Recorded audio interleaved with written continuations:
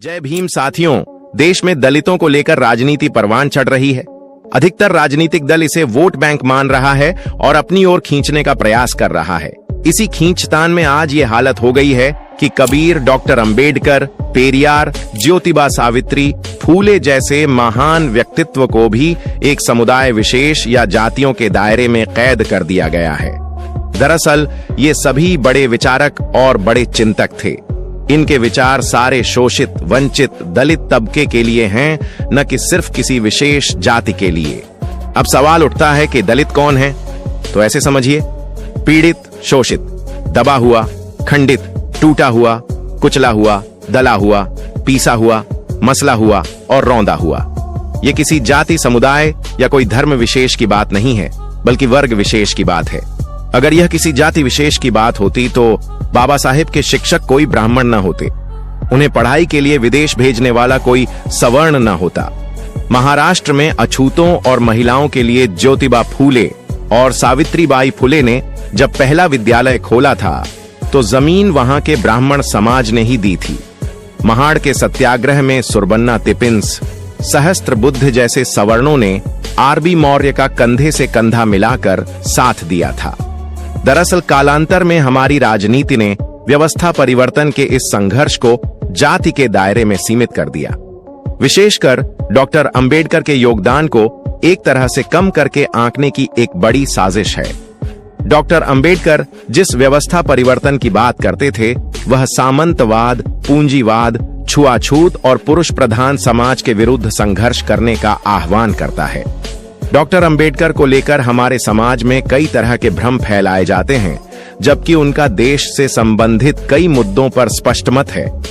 राष्ट्रवाद की अवधारणा उनके रग रग में थी। आइए आज हम देश समाज से जुड़े उनके कुछ मत के बारे में जानते हैं। Doctor Ambedkar writing and speeches खंड 7 में बाबा साहेब ने लिखा है कि आर्यों का मूल स्थान, भारत से बाहर का सिद्धांत वैदिक साहित्य से मेल नहीं खाता। वेदों में गंगा, यमुना, सरस्वती के प्रति आत्मीय भाव है। कोई विदेशी इस तरह नदी के प्रति आत्मस्नेह संबोधन नहीं कर सकता। उन्होंने अपनी पुस्तक हु वर शूद्रज में पृष्ठ संख्या 80 में स्पष्ट रूप से कहा है कि शूद्र दरअसल क्षत्रिय थे और वे लोग भी आर्यों के समाज के ही अंग थे।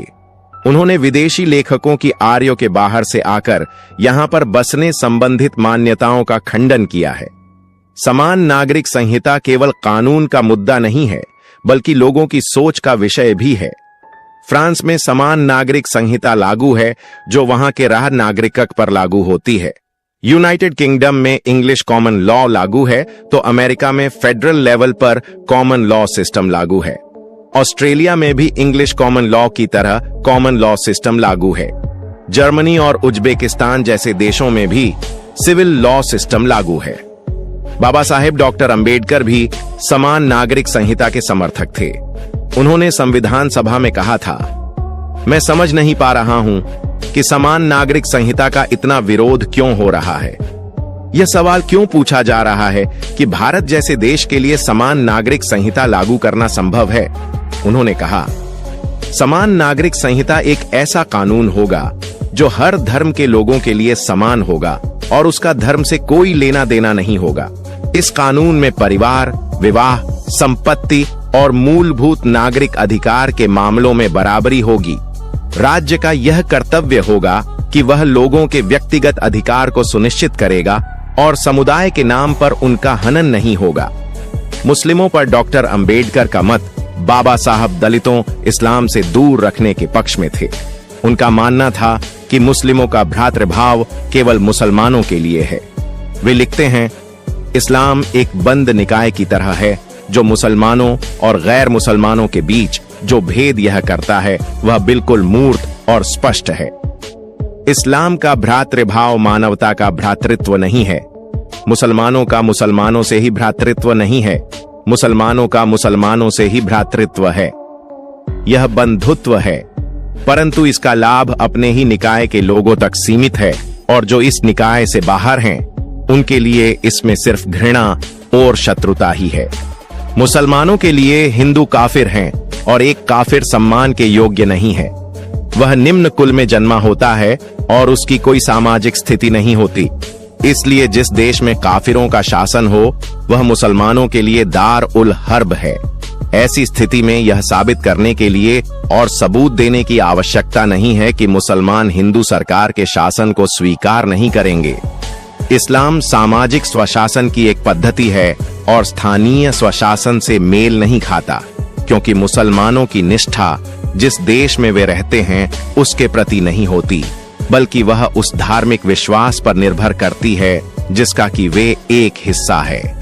भारत के मुसलमानों में समाज सुधार का ऐसा कोई संगठित आंदोलन नहीं उभरा जो इन बुराइयों का सफलतापूर्वक उन्मूलन कर सके। हिंदुओं में भी अनेक सामाजिक बुराइयां हैं, परंतु संतोषजनक बात यह है कि उनमें से अनेक इनकी विद्यमानता के प्रति सजग हैं और उनमें से कुछ उन बुराइयों के उन्मूलन हेतु सक्रिय तौर पर आंदोलन भी चला रहे हैं। दूसरी ओर मुसलमान यह महसूस ही नहीं करते कि ये बुराइयां हैं, परिणामतः वे उनके निवारण हेतु सक्रियता भी नहीं दर्शाते। इसके विपरीत वे अपनी मौजूदा प्रथाओं में किसी भी परिवर्तन का विरोध करते हैं। धारा 370 पर डॉक्टर अंबेडकर का मत पूर्व प्रधानमंत्री जवाहरलाल नेहरू जम्मू कश्मीर के लिए विशेष प्रावधान चाहते थे और उन्होंने बाबा साहेब को संविधान में इस विशेष आर्टिकल जोड़ने के लिए कहा, लेकिन बाबा साहेब ने ऐसा करने से इनकार कर दिया। डॉक्टर अंबेडकर जानते थे कि धारा 370 के दुष्परिणाम क्या होंगे। उन्होंने कहा कि ये देश हित में नहीं है, इसलिए मैं ऐसा नहीं करूंगा। उस समय नेहरू के खिलाफ जाने की हिम्मत किसी में नहीं थी, लेकिन बाबा साहेब देश हित के लिए नेहरू के खिलाफ भी चले गए थे। उन्होंने अनुच्छेद 370 के बारे में शेख अब्दुल्ला को लिखे पत्र में कहा था, आप चाहते हैं कि भारत जम्मू कश्मीर की सीमा की सुरक्षा करे, यहाँ सड़कों का निर्माण करे, अनाज की सप्लाई करे, साथ ही कश्मीर के लोगों को भारत के लोगों के समान अधिकार मिले। आप अपनी मांगों के बाद चाहते हैं कि भारत सरकार को कश्मीर में सीमित अधिकार ही मिलने चाहिए। ऐसे प्रस्ताव को भारत के साथ विश्वासघात होगा, जिसे भारत का कानून मंत्री होने के नाते मैं कतई स्वीकार नहीं करूंगा। गौरतलब है कि जिस दिन यह अनुच्छेद बहस के लिए आया उस दिन बाबा